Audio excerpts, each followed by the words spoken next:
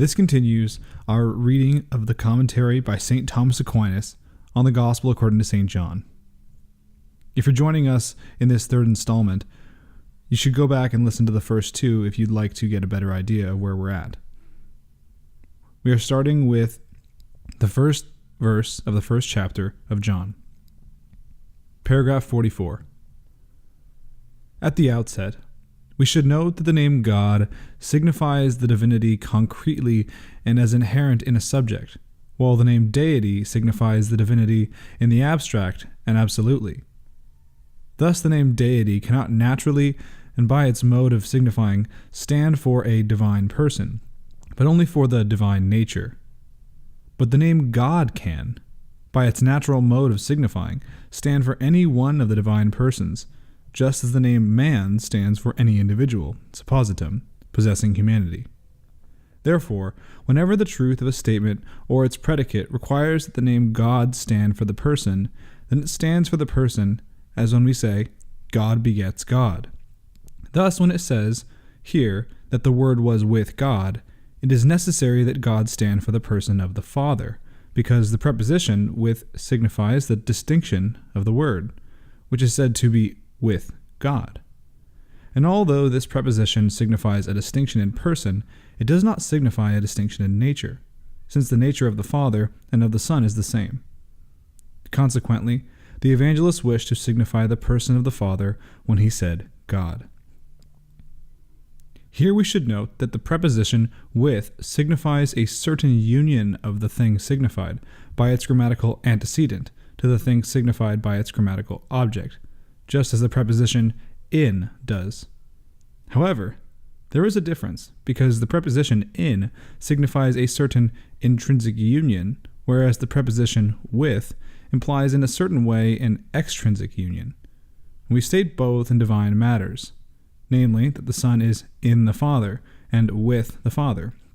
Here, the intrinsic union pertains to consubstantiality, but the extrinsic union, if we may use such an expression since extrinsic is improperly employed in divine matters, refers only to a personal distinction, because the Son is distinguished from the Father by origin alone. And so these two words designate both a consubstantiality in nature and distinction in person. Consubstantiality inasmuch as a certain union is implied, but distinction inasmuch as a certain otherness is signified, as was said above. The preposition in, as was said, principally signifies consubstantiality, as implying an intrinsic union, and, by way of consequence, a distinction of persons, inasmuch as every preposition is transitive. The preposition with principally signifies a personal distinction, but also a consubstantiality, inasmuch as it signifies a certain extrinsic, so to speak, union. For these reasons, the evangelist specifically used here the preposition with in order to express the distinction of the person of the Son from the Father, saying, and the Word was with God. That is, the Son was with the Father as one person with another. We should note further that this preposition with has four meanings, and these eliminate four objections.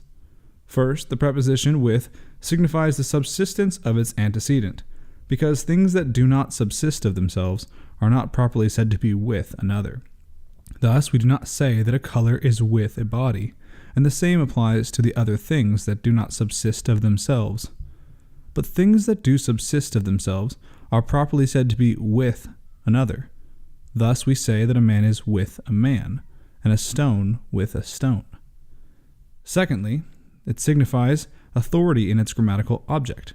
For we do not, properly speaking, say that a king is with a soldier, but that the soldier is with the king. Thirdly, it asserts a distinction.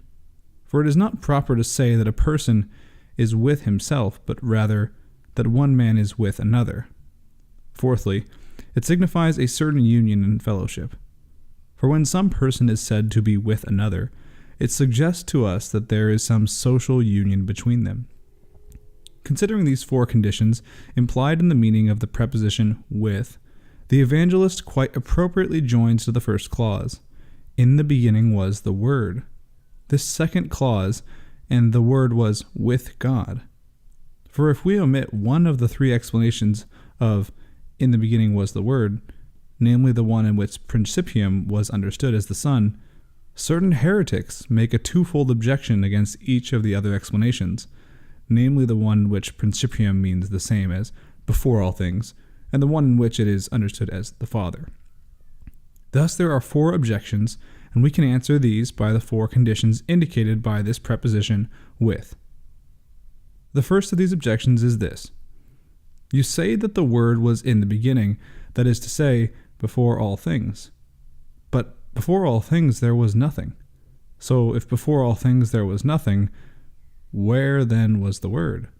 This objection arises due to the imagination of those who think that whatever exists is somewhere and in some place. But this is rejected by John when he says, with God, which indicates the union mentioned in the last 4 conditions. So according to Basil, the meaning is this. Where was the Word? The answer is, with God. Not in some place, since he is unsurroundable, but he is with the Father, who is not enclosed by any place. The second objection against the same explanation is this. You say that the Word was in the beginning, that is to say, before all things. But whatever exists before all things appears to proceed from no one, since that from which something proceeds seems to be prior to that which proceeds from it. Therefore, the Word does not proceed from another. This objection is rejected when he says, the Word was with God, taking with according to its second condition, as implying authority in what is causing. So the meaning, according to Hilary, is this. From whom is the Word if he exists before all things? The evangelist answers, the Word was with God. That is to say, although the Word has no beginning of duration, still he does not lack a principium or author, for he was with God as his author. The third objection, directed to the explanation in which principium is understood as the Father, is this. You say that in the beginning was the Word, that is to say, the Son was in the Father. But that which is in something does not seem to be subsistent, as a hypostasis, just as the whiteness in a body does not subsist. This objection is solved by the statement, the Word was with God, taking with in its first condition, as implying the subsistence of its grammatical antecedent. So according to Chrysostom, the meaning is this. In the beginning was the Word, not as an accident, but he was with God, as subsisting and a divine hypostasis. The fourth objection against the same explanation is this. You say that the Word was in the beginning, that is to say, in the Father, but whatever is in something is not distinct from it. So the Son is not distinct from the Father. This objection is answered by the statement, and the Word was with God, taking with in its third condition, as indicating distinction. Thus the meaning, according to Alcion and Bede, is this. The Word was with God, and he was with the Father by a consubstantiality of nature, while still being with him through a distinction in person. And so, and the Word was with God, indicates the union of the Word with the Father in nature, according to Basil, their distinction in person, according to Alcion and Bede, the subsistence of the Word in the divine nature, according to Chrysostom, and the authorship of the Father in relation to the Word, according to Hilary. We should also note, according to Origen, that the Word was with God shows that the Son has always been with the Father. For in the Old Testament it says that the word of the Lord came to Jeremiah, or to someone else, as is plain in many passages of sacred Scripture. But it does not say that the word of the Lord was with Jeremiah or anyone else, because the word comes to those who begin to have the word after not having it. Thus the evangelist did not say that the word came to the Father, but was with the Father, because given the Father, the Word was with him. Then he says, and the Word was God. This is the third clause in John's account, and it follows most appropriately considering the order of teaching. For since John had said both when and where the Word was, it remained to inquire what the Word was, that is, the Word was God, taking Word as the subject and God as the predicate. But since one should first inquire what a thing is before investigating when, where, and when it is, it seems that John violated this order by discussing these latter first. Origen answers this by saying that the Word of God is with man, and with God in different ways. The Word is with man as perfecting him, because it is through him that man becomes wise and good. She makes friends of God and prophets. But the Word is not with God as though the Father were perfected and enlightened by him. Rather, the Word is with God as receiving natural divinity from him, who utters the Word, and from whom he has it that he is the same God with him. And so, since the Word was with God by Origen, it was necessary to show first that the Word was in the Father and with the Father before showing that the Word was God. This clause also enables us to answer two objections which arise from the foregoing. The first is based on the name Word, and is this. You say that in the beginning was the Word, and that the Word was with God. Now it is obvious that word is generally understood to signify a vocal sound, and the statement of something necessary, a manifesting of thoughts.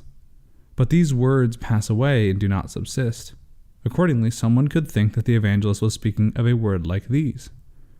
According to Hilary and Augustine, this question is sufficiently answered by the above account. Augustine says that it is obvious that in this passage, word cannot be understood as a statement, because since a statement is in motion and passes away, it could not be said that in the beginning was the Word, if this word were something passing away and in motion. The same thing is clear from and the Word was with God, for to be in another is not the same as to be with another. Our Word, since it does not subsist, is not with us, but in us. But the Word of God is subsistent, and therefore with God. And so the evangelist expressly says, and the Word was with God. To entirely remove the ground of the objection, he adds the nature and being of the Word, saying, and the Word was God. The other question comes from his saying, with God. For since with indicates a distinction, it could be thought that the Word was with God, that is to say, the Father, as distinct from him in nature. So as to exclude this, he adds at once the consubstantiality of the Word with the Father, saying, and the Word was God. As if to say, the Word is not separated from the Father by a diversity of nature, because the Word itself is God. Note also the special way of signifying, since he says the Word was God, using God absolutely, to show that he is not God in the same way in which the name of the deity is given to a creature in sacred scripture. For a creature sometimes shares his name with some added qualification, as when it says, I have appointed you the God of Pharaoh, in order to indicate that he was not God absolutely or by nature, because he was appointed the God of someone in a qualified sense. Again it says in Psalm, I said, you are gods, as if to say, in my opinion, but not in reality. Thus the Word is called God absolutely, because he is God by his own essence and not by participating as men and angels are. We should note that Origen disgracefully misunderstood this clause, led astray by the Greek manner of speaking. It is the custom among the Greeks to put the article before every name in order to indicate a distinction. In the Greek version of John's Gospel, the name Word in the statement, in the beginning was the Word, and also the name God in the statement, and the Word was with God, are prefixed by the article, so as to read the Word and the God, in order to indicate the eminence and distinction of the Word from other words, and the principality of the Father in the divinity. But in the statement, the Word was God, the article is not prefixed to the noun God, which stands for the person of the Son. Because of this, Origen blasphemed that the Word, although he was Word by essence, was not God by essence, but is called God by participation, while the Father alone is God by essence, and so he held that the Son is inferior to the Father. Chrysostom proves that this is not true, because if the article used with the name God implied the superiority of the Father in respect of the Son, it would never be used with the name God when it is used as a predicate of another, but only when it is predicated of the Father. Further, whenever said of the Father, it would be accompanied by the article. However, we find the opposite to be the case in two statements of the apostle, who calls Christ God, using the article. For in Titus he says, the coming of the glory of the great God and our Savior Jesus Christ, where God stands for the Son, and in the Greek the article is used. Therefore, Christ is the great God. Again, he says, Christ, who is God over all things, blessed forever. And again, the article is used with God in the Greek.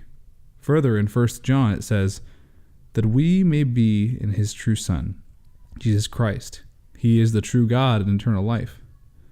Thus, Christ is not God by participation, but truly God, and so the theory of origin is clearly false.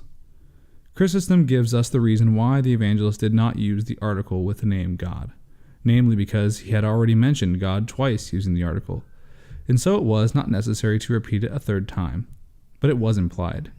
Or a better reason would be that God is used here as the predicate and is taken formally, and it is not the custom for the article to accompany names used as predicates, since the articles indicate separation. But if God were used here as the subject, it could stand for any of the persons, as the Son or the Holy Spirit. Then, no doubt, the article would be used in the Greek. We will continue our recording of the commentary by St. Thomas Aquinas on the Gospel of St. John, with paragraph 60. Thank you for listening. Ave Crux, Spes Unica. Hail the cross, our only hope.